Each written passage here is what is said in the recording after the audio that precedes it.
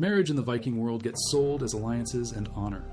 Almost nobody talks about the darker mechanisms behind the bride price inflation that pushed young men to raid, the concubine system that elite men used as power displays, or what happened to the women taken as slaves and forced into sexual service when a chieftain married his daughter to seal an alliance, when a jarl took a frilla as his concubine, when raiders carried off women from Houth in 821.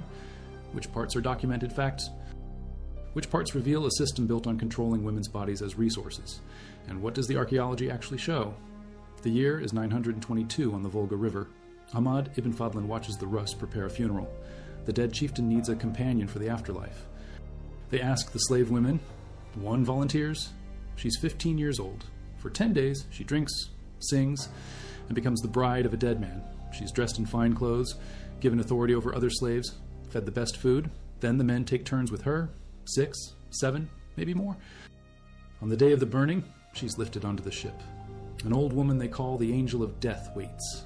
The girl tries to enter the tent but can't move forward. The woman seizes her head and forces her inside.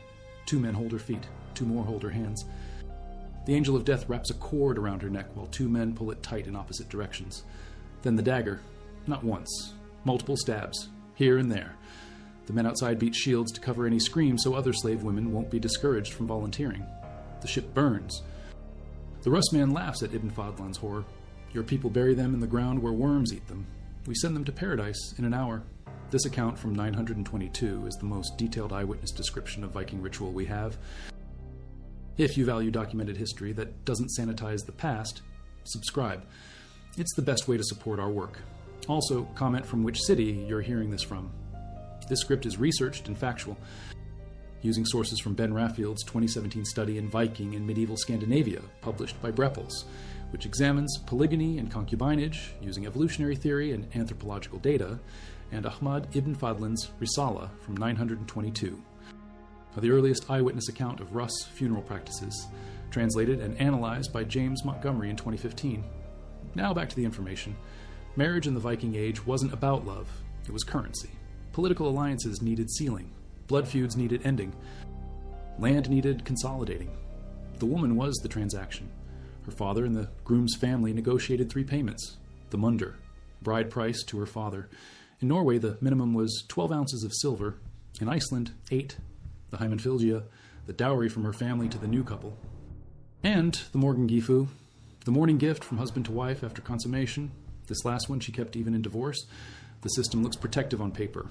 Archaeological evidence from female graves shows jewelry, weaving tools, keys symbolizing household authority. The Oseberg ship burial in Norway from the 9th century held a woman of high status buried with incredible wealth. Carved wooden objects, textiles, a full ship. Women could divorce, women could own property. Compared to other European societies of the same period, Viking women had more rights.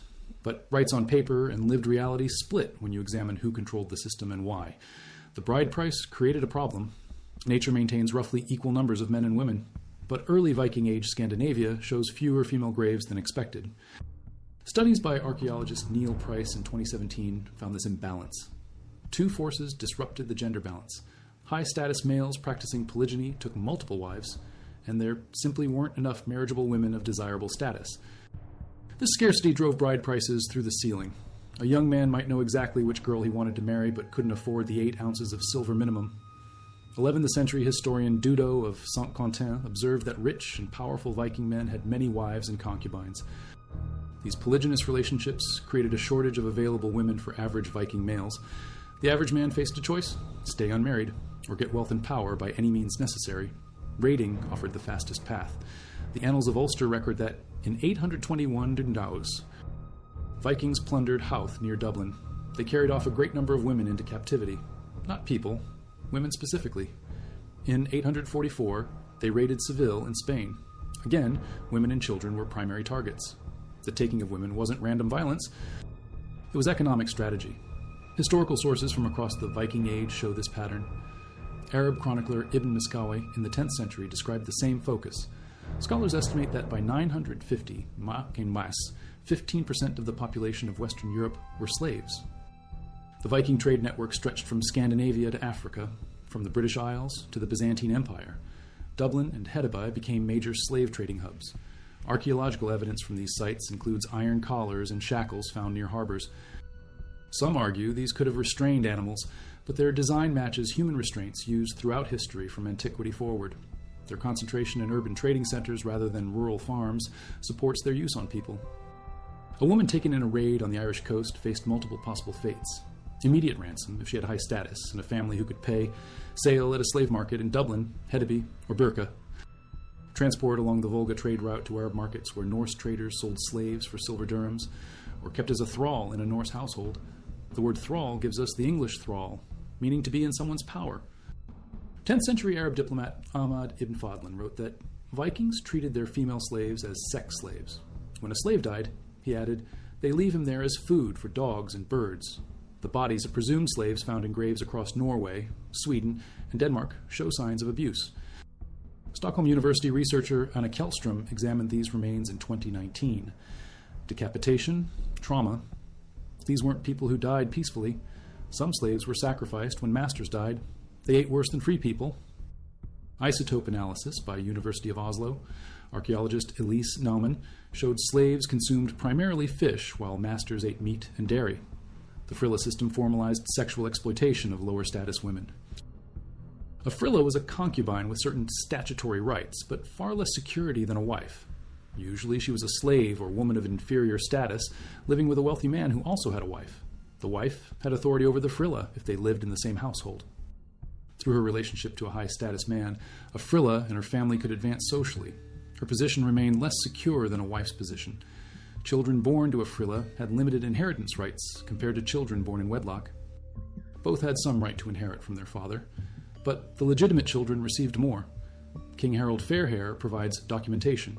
Harold's saga hints Harfagra from the 13th century, but based on earlier sources, states simply Harald Konungur ati Margar Konur. King Harold had many wives. Then it names 3. It specifies that one marriage required that han letida af new konum sinum, that he put away 9 of his wives. A skaldic verse lists the various districts of Norway these women came from. Adam of Bremen, writing around 1070, recorded similar practices in Sweden. Quisci secundum facultatem, suarum virium duas aut tres, et amplius simul habet, divit et principes absque numero. According to his means, a man has 2 or 3 or more wives at one time. Rich men and princes, an unlimited number. The sagas record this repeatedly. Multiple sources written by different authors at different times in varying cultural contexts. When viewed collectively, they confirm polygyny and concubinage as real social behaviors. But anthropological studies of polygynous societies reveal consistent patterns. These practices legitimize behaviors that reinforce male power. Competition among men intensifies, female seclusion increases. Women get bartered in marriage contracts. Inside households, risks rise. Domestic violence, neglect of children, male domination of decisions. The bartering of women in marriage appears clearly in saga accounts. Bandamana Saga. Chapter 9 records Gellir, stating none of his daughters were married because no man rich or accomplished enough had presented himself. The need to obtain wealth for bride price payments may have partially driven initial Viking raids. Barrett in 2008, Sinbeck in 2011, and Raffield in 2017 all note this possibility. The practice of elite men taking women from subordinate families appears in multiple sagas. In Havardar Saga, Isfredings Chapter 1, a chieftain named Thorbjorn took the daughters and female relatives of other men, keeping them for a while before sending them home. Similar behavior by a Hebridean Viking is recorded in Flomana Saga, Chapter 15. By Earl Hakon in Hakonar Saga, Chapter 45, Jenny Jokins, writing in Scandinavian Studies in 1991, notes that in all 3 cases, the chieftains were perceived to be abusing their authority. In Flomana Saga, the women's families dared not intervene. Power protected these men from consequences. Some families may have offered daughters as concubines, hoping for social advancement. The stratified nature of Viking society made polygyny and concubinage among elites more pronounced. The relationship between male power and the ability to obtain multiple wives and concubines strengthens with social stratification. These practices reached their peak in early states and empires. China, Aztec Mexico, Pharaonic Egypt.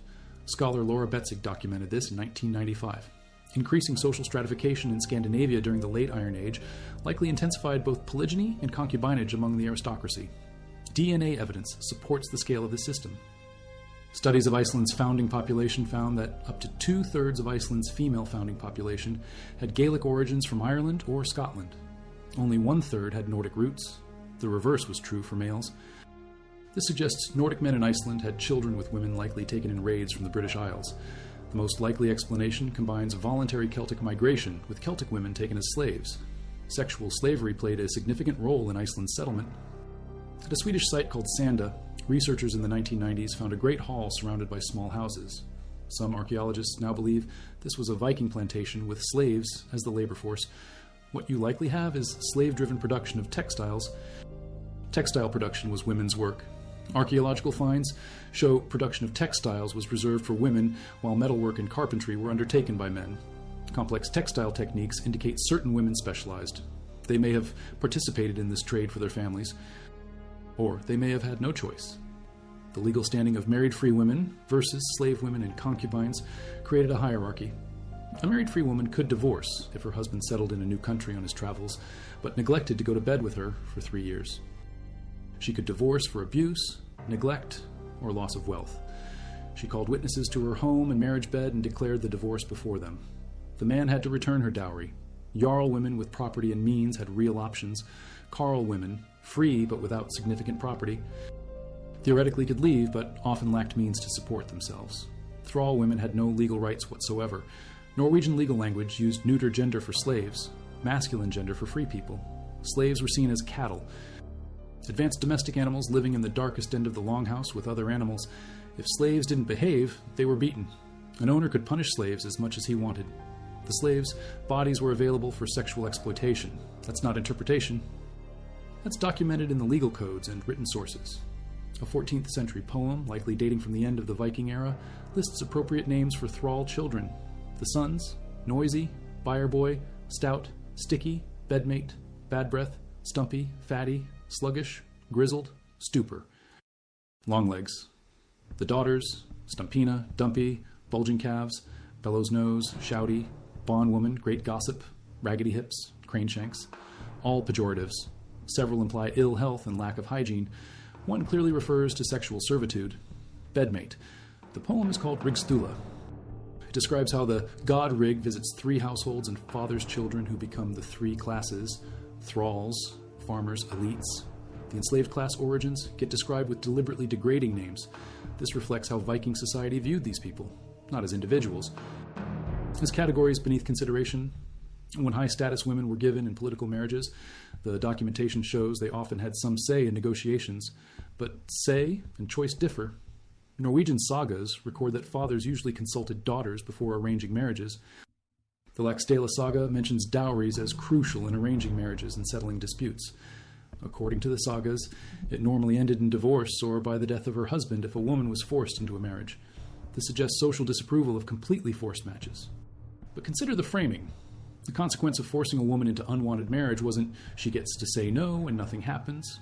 It was divorce, social disruption, or a dead husband. The system acknowledged forced matches were bad, not because women's autonomy mattered as a principle, because forced matches created instability and potential violence. Gormflaith of Leinster provides a case study. Born around 960, daughter of King Murshad of Leinster, married 3 times to members of 3 of the most powerful ruling families of Ireland. 2 husbands would be regarded as high kings. In the 970s, at a very young age, she married Olaf Quarren, ruler of Dublin. She bore a son, Sitrick, who became ruler of Dublin around 995, with support from Gormflaith's brother. The alliance forged by her marriage continued until 1014. She later married Brian Boru, High King, in the 980s, when Brian, as King of Munster, tried to expand influence in Leinster. That marriage produced a son, Donchad. After Brian's death at the Battle of Clontarf in 1014, his son with Gormflaith succeeded him as King of Munster. Then she married Mael Secnail of Meath, who claimed both the High Kingship and Gormflaith herself. Post-Viking Age sources give her a key role in instigating the Battle of Clontarf by shaming her brother into war. 3 marriages, 3 of the most powerful families, each marriage a political calculation. Whether Gormflaith had any choice in these arrangements, the sources don't clearly state. What they show is a woman whose body and fertility were used repeatedly to forge and maintain political power. Alfgifu of Northampton belonged to a powerful Mercian noble family. Her father, Alfhelm, was ealdorman of southern Northumbria. He came into conflict with King Athelred the Unready and was killed on the king's orders in 1006. The family sided with Sven Forkbeard during the Danish invasion of 1013. Alfgifu was married to Sven's son Canute to seal the alliance, a political reward and guarantee. In 1014, after Sven Forkbeard's death, Alfgifu and her newborn son Sven fled to Denmark. There she gave birth to a second son, Harold. In 1016, Canute returned to England and was accepted as king. He cemented his power by marrying Athelred's widow, Emma of Normandy. Canute did not seem to have repudiated his marriage to Alfgifu, but a plural marriage would not have been acceptable to the Anglo-Saxon church establishment. What this situation meant for Alfgifu remains unclear in sources. She bore Canute's sons. She was politically useful. But when he needed to consolidate power in England, another marriage took priority. She got pushed aside or maintained in some kind of secondary status. Either way, her usefulness was transactional. The system of political marriages among elites depended on maintaining enough eligible high-status women to trade. But polygamy and concubinage meant elite men took multiple partners. Harold's Saga Sigurdarsnar. Chapter 33 mentions King Harold taking additional wives. The effect cascaded downward. Fewer available women overall, higher bride prices. Young men who couldn't afford marriage turned to raiding to get the wealth needed for bride price and mourning gift. They raided for portable wealth, silver, goods, and women. Women as slaves to sell or keep. Women to become concubines. The system fed itself. Need for women drove raids. Raids produced captive women. Some captive women became concubines. Some became slaves, further limiting the number of free women available for marriage among common men. The cycle continued. If you value this kind of deep research that follows the actual sources, subscribe. Also, this research is drawn from archaeological studies published in the American Journal of Physical Anthropology in 2017 by Charlotte Hedenstierna Jansson's team at Uppsala University. From historical analyses of captivity and slavery by Ben Raffield, published in Slavery and Abolition in April of 2019, and from the Annals of Ulster, compiled in the 15th century using earlier sources that provide year-by-year documentation of Viking raids in Ireland from 431 to 1540. Back to the facts. The difference between a high-born woman given in a political marriage and a woman taken as a thrall splits along lines of legal protection and social status. But both categories involved women being moved between men's households to serve men's interests. The high-born woman brought a dowry, had legal rights, could initiate divorce, could own property. These protections mattered. Archaeological evidence shows wealthy women buried with symbols of authority, keys from female graves. Though only in about 5% of women's graves, according to analysis by the National Museum of Denmark, symbolized household management authority. But even these women rarely chose their own marriages. Even these women became political tools.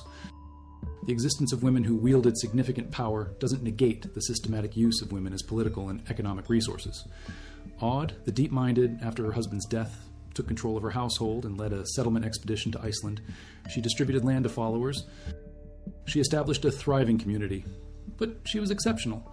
The sources preserve her name because she was unusual. The Oseberg burial shows at least one woman, possibly a queen, commanded enormous resources and respect. She was buried with a ship. With carved wooden objects of incredible craftsmanship, with all the trappings of power, that burial dates to the 9th century. It's one grave. Against this single example stand thousands of graves of ordinary women whose lives left barely a trace. And beyond those, the uncounted thrall women who got no burial at all or were thrown in pits after being sacrificed at their masters' funerals. The archaeological evidence of Viking slavery remains sparse because enslaved people typically owned nothing, inherited nothing, left nothing. They weren't buried with grave goods. When they were buried at all, they went into unmarked graves or mass graves. The Sigtuna mass grave in Sweden excavated by the Sigtuna Museum contained remains of at least 19 individuals. Radiocarbon dating placed them between 880 and 1000 CE with 95.4% probability. 13 men, 5 women, 1 child. Ages ranged from approximately 7 to 55 years. At least 11 of the skeletons displayed perimortal sharp force trauma from bladed weapons. Unhealed fractures, showing the gross characteristics of perimortem sharp force trauma. The observation of many sharp violence injuries indicates the group was unarmed without possibility to actively defend themselves. The individuals may have been farmers or other civilians killed in an attack. Their bodies were thrown together in a shallow grave, measuring 4 by 2.5 by 0.3 meters. No ceremony, no grave goods. Genetic analysis by scientists publishing in the Journal of Forensic Science International Genetics in 2019 found 15 unique and 3 shared mitochondrial DNA profiles. Combined with archaeological data, they concluded a minimum of 20 individuals was buried in the mass grave. This is what violence looked like. This is what happens when sources say raiders carried off captives. Some of those captives who fought back or tried to escape ended up in pits like this one. The life of a female thrall combined multiple forms of exploitation. Sexual availability to the master and possibly to other free men in the household. Domestic labor, textile production, childcare, cooking, the grinding labor of medieval household maintenance. No rest, no refusal, no recourse. If a master decided to sacrifice a thrall at a funeral, as documented in Ibn Fadlan's account, the thrall had no choice. The account says the 15-year-old volunteer for the funeral, but Ibn Fadlan notes that once someone said, "I will," they were forced to do so, and no backing out was possible. Even if he wished to, he would not be allowed. The volunteering was performance. The choice was illusory. Those who are willing are mostly the slave women, mostly, because slave women had the least power to refuse. The sexual servitude during the 10 days before the funeral wasn't described as willing. It was described as something done to her. Every day the doomed woman drank and sang as though in anticipation of a joyous event, but the old women took care of her, washing her feet with their own hands, keeping her under watch. Then 6 men entered the tent with her and cohabitated with her. Then the men came with shields and sticks and lifted her onto the ship. She was given intoxicating drink. She sang while the interpreter said she bade farewell to her girl companions. She wanted to enter the tent but put her head between it and the boat. The old woman seized her head and made her enter. The men began to strike shields with sticks so her cries could not be heard and the other slave girls would not seek to escape death with their masters. Read that sequence again. She couldn't enter the tent on her own. It had to be forced. Men beat shields to cover the sound, to prevent other slaves from being discouraged. This wasn't willing sacrifice. This was ritualized murder with a veneer of choice. Ibn Fadlan was shocked. The Rus man who spoke to him afterward thought the Arab customs were stupid. You bury people in the ground. We send them to paradise in an hour. Different moral framework. To the Rus, the slave's life mattered less than the proper ritual sending off of the master. The slave existed to serve in life and death. That's not interpretation. That's what the source describes. The distribution of power in Viking society created different experiences for different categories of women. Elite women in political marriages had more protections and options than slave women, but all women existed within a system that treated female fertility and labor as resources to be controlled and allocated by men. The bride price system created economic pressure that drove raiding. Raiding brought captive women into Scandinavian and Norse settlements. These captive women became slaves or concubines, which further reduced the available pool of free women, which drove bride prices higher, which increased pressure on young men to raid. The system was self-reinforcing. At its foundation was a simple calculation. Women had value. As wives bringing alliances and dowries, as concubines displaying status, as slaves providing labor and sexual services, as commodities and trade networks stretching from Scandinavia to Baghdad. When sources describe Vikings carrying off a great number of women from Houth in 821, from Seville in 844, from locations across Western Europe throughout the Viking Age, they're describing systematic economic activity, not random violence. Planned extraction of valuable resources. The Annals of St. Bertin record similar raids in Frankish territories. Continental sources describe captives being held within fortified raiding bases. In 882, the Annals of Fulda record a Viking force at Asselt taking captive a number of people who had entered their camp to trade. The Vikings used deception to acquire captives. They offered ransom for some. They sold others. They kept others as slaves. The entire operation was economically rational from the raiders' perspective, from the captives' perspective. It was terror. The attempt to create a more balanced historical picture by emphasizing women's rights in Viking society is understandable. Compared to many contemporary European societies, Viking women did have more legal protections. They could own property, initiate divorce, manage households. These facts matter. They complicate the narrative, but they don't erase the systematic exploitation of women with less power. A freeborn woman of the Jarl class had options. A Carl woman had fewer options. A thrall woman had none. The existence of rights for some women doesn't negate the absence of rights for others. The sources are clear about hierarchy. The law codes specify different treatment for different classes. The sagas preserve accounts of elite women wielding influence while also describing thrall women as property. The archaeological record supports this stratification. The Oseberg ship burial shows extreme wealth concentrated in one woman's grave. 9th century, Norway. A woman, possibly a queen, buried with ship, carved furniture, textiles, elaborate grave goods. That burial exists. It's real. It demonstrates that at least some women commanded significant resources, but the Sigtuna mass grave also exists. 20 people with sharp force trauma thrown into a shallow pit. No grave goods, no ceremony. Both are part of the archaeological record. Both describe Viking Age reality. The picture isn't simple, it isn't uniform, it's stratified by class, by status, by circumstances, by the particular practices of specific regions and time periods across nearly 3 centuries. What emerges from the sources is a society where women's value derived primarily from their usefulness to male family members in the political and economic structures those men maintained. High-status women could leverage their positions, could negotiate, could sometimes choose or refuse matches, could divorce if treated badly, could own and manage property, could act as regents, could influence politics through relationships, but these capabilities existed within constraints. A woman's reputation and place in society were connected to her husband. The sagas describe women competing over who has the best husband. Young girls knew what to look for in a prospective husband. Not because romantic love was irrelevant, love appears in Norse sources. The concept of Matki Munner, the mighty passion, recurs in sagas and poetry. Stories exist of love developing within arranged marriages, but the institutional framework was political and economic first. Emotional attachment was secondary or emerged after the fact. For women lower in the social hierarchy, constraints tightened. A Carl woman without significant property might have the legal right to divorce, but lack practical means to exercise it. A thrall woman had no rights at all. She was property. Her children were property. If she had children by her master, those children had some inheritance rights, but remained stigmatized. The master could free a thrall, could marry a former thrall, could elevate a frilla. These possibilities existed. They appear in sources. But they depended entirely on the master's choice. The thrall had no power to demand freedom or better treatment. She could try to be useful, could try to please, could hope for mercy, but she couldn't demand. The sexual exploitation appears throughout sources. Ahmad ibn Fadlan's account is explicit. Vikings treated their female chattel as sex slaves. The Rus ruler is said to have 40 concubines. The wooden idols to which they made offerings also had slave women to serve their sexual needs in the Rus religious framework. William Fitzhugh at the Smithsonian Institution stated that female slaves were concubines, cooks, and domestic workers. All 3 roles simultaneously. The work never stopped. The availability to the master never stopped. There was no sphere of privacy or autonomy. A thrall woman existed to serve. When she stopped being useful, or when ritual demanded, she could be killed. The skeletal remains from graves in Norway, Sweden, and Denmark show signs of abuse and decapitation. These were people who died violently, who lived hard lives, whose bodies show the evidence of their treatment. DNA analysis reveals migration patterns that support the written sources. Iceland's female founding population, 2/3 Celtic, 1/3 Nordic, male founding population reversed. This genetic signature matches what the annals of Ulster describe.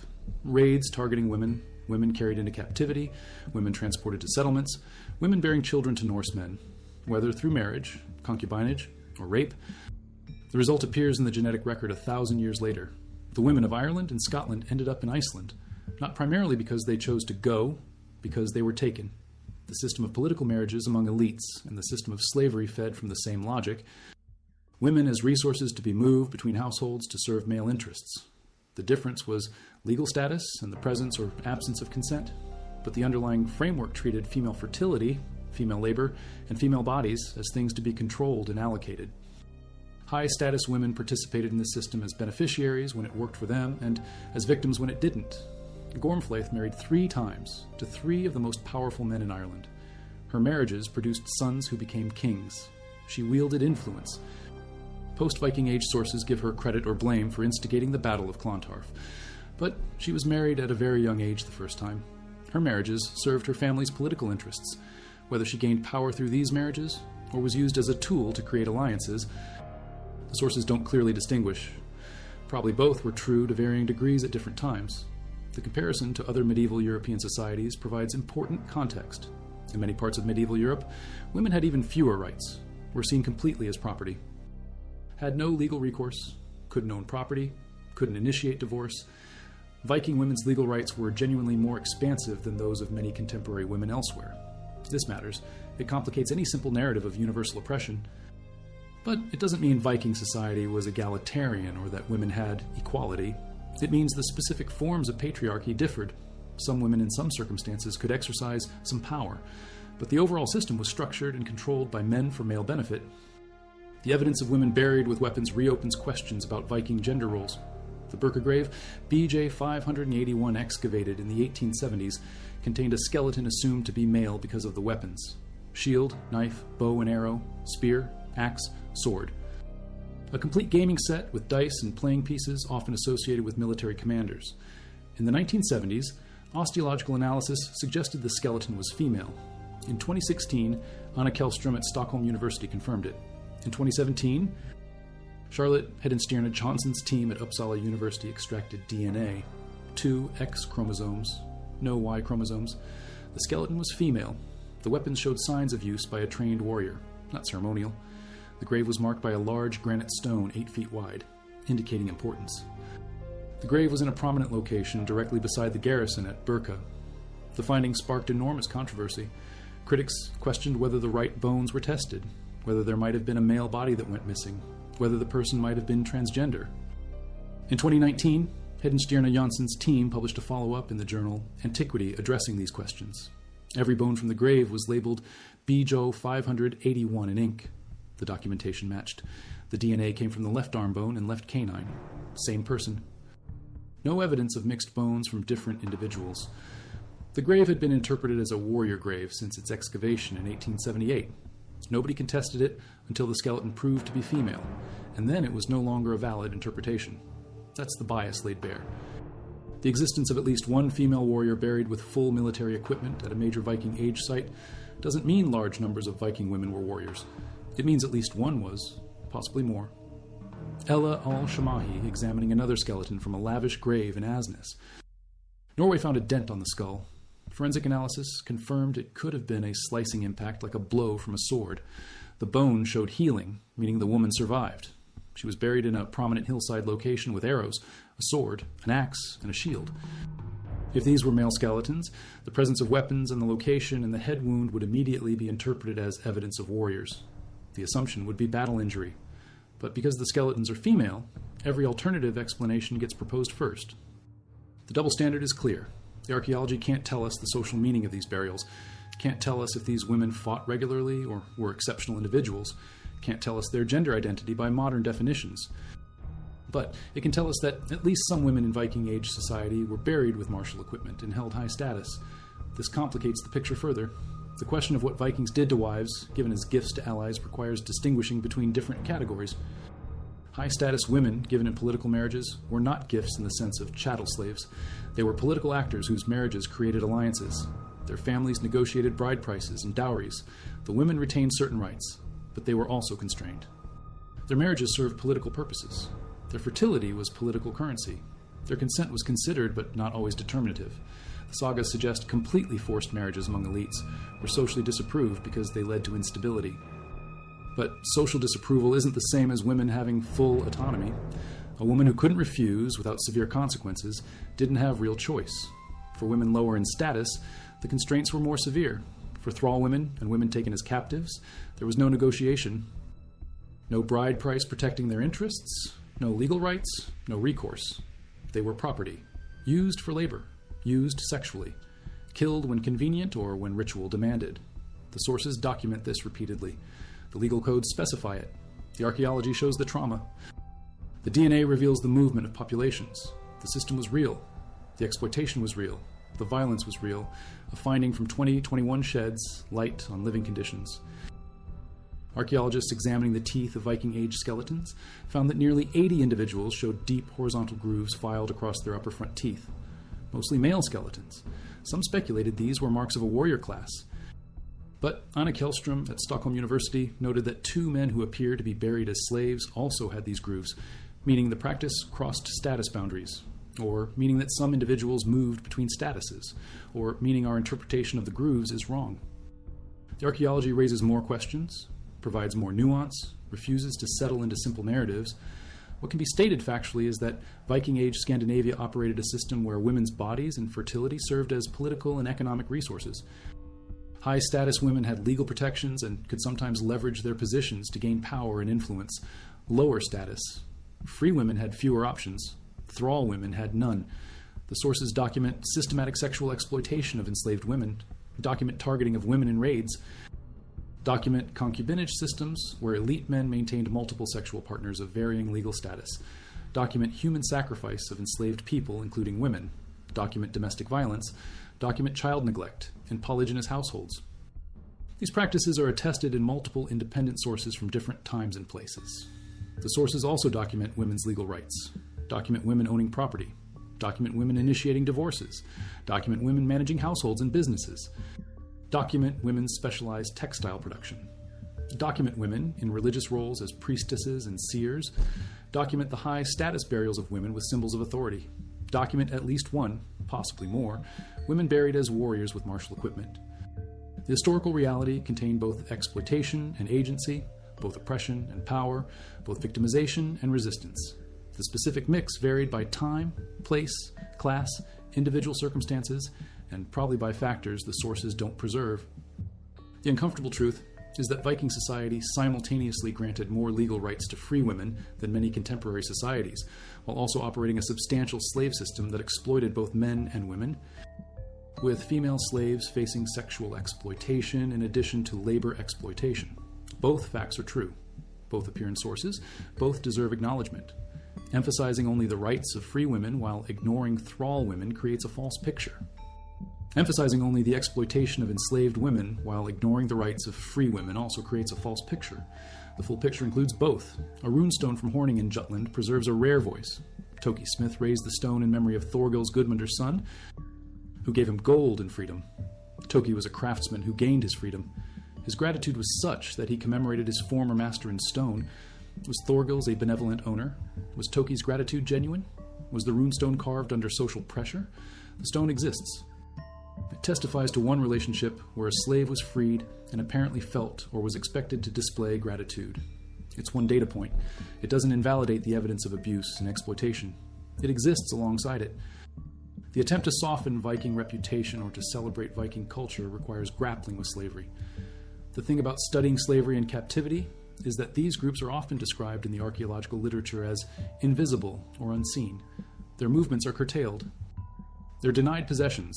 They're not always accorded formal habitation, places to sleep, places to live. They're really hard to identify in the archaeological record. That's Ben Raffield speaking to the History Channel. The invisibility is structural, built into the system. Slaves owned nothing, so they left nothing. When they appear in the archaeological record, it's usually as bodies showing trauma, or as references in legal codes and chronicles, or as genetic signatures showing where populations moved. The silence in the archaeological record doesn't mean slavery was minor. It means slavery was so systematic that enslaved people weren't worth memorializing. By the 11th century, Viking conversion to Christianity made the slave trade less profitable and eventually unacceptable. The practice apparently continued until at least 1241 in Metz, as the civil code Codex Holmiensis from that year contained rules regarding slaves. The transition away from slavery was gradual, economic, religious, not driven by sudden moral enlightenment, but by changing circumstances that made slavery less economically rational and socially acceptable within a Christian framework. Even then, the transition took centuries. The legal language referring to slaves in neuter gender rather than masculine gender for free people persisted.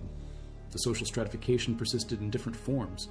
The fundamental logic of some people having power over other people's bodies and lives shifted form but didn't disappear.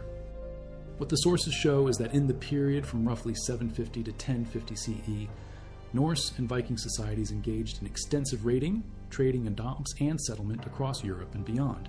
They established trade networks connecting Scandinavia to the Byzantine Empire and the Islamic world. They founded settlements from Iceland to Normandy. They integrated into local power structures in Ireland, England, and elsewhere. And throughout this period, they operated a slave system that treated human beings as commodities. Women captured in raids were sold, kept as slaves, forced into concubinage, or given status somewhere in between as friller with limited rights. High-status women were married off to seal political alliances, bearing children who would inherit and continue those alliances. The system worked. It created wealth. It established dynasties. It built trading empires. It also created immense suffering, destroyed families, brutalized individuals, trafficked people across thousands of kilometers, killed slaves in rituals, used women's bodies as political and economic tools. The late reveal comes from recent excavations at Trelleborg in Denmark. Archaeologists discovered a previously unknown mass grave at the Viking ring fortress. Preliminary analysis suggests it dates to the 10th century, contains remains of at least 30 individuals, men, women, children. No grave goods, thrown into a pit. Initial examination shows signs of violence on multiple skeletons. The excavation is ongoing. Full analysis will take years. But the pit at Trelleborg matches the pattern at Sigtuna. Bodies discarded, no ceremony, evidence of violence. These graves are what lies behind the numbers in the Chronicles. When the Annals of Ulster say a great number of women were carried into captivity, these are the bones of what that meant. Some captives survived, some died. The ones who survived faced lives as slaves, as concubines, as workers, as property. The graves hold the ones who didn't survive long enough to be sold or ransomed or absorbed. Cold earth, mass burial, no names,